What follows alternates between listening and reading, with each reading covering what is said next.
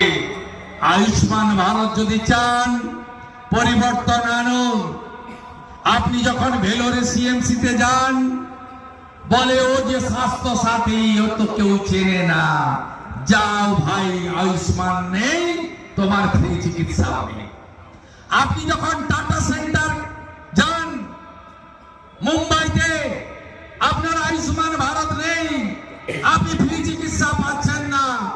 দেবী শেঠির Bangalore, doctor রেড্ডির Hyderabad, চণ্ডীগড়ের hospital, যে কোনো AIIMS Ayushman Bharat নেই, আপনি সুযোগ পাচ্ছেন না।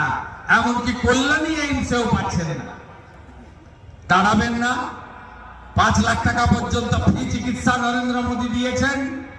12 কোটি পরিবার, 60 কোটি কার্ড, ইতিমধ্যে 5 কোটি লোক 5 লাখ অব্দি ফ্রি চিকিৎসা পেয়ে গেছে দেশে।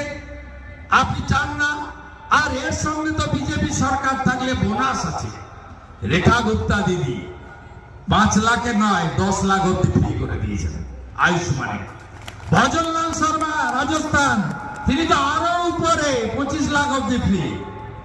বিজেপি সরকার বেটি পড়াও বেটি বাঁচাও, বিশ্বকর্মা যোজনা হাতের কাজ যারা জানেন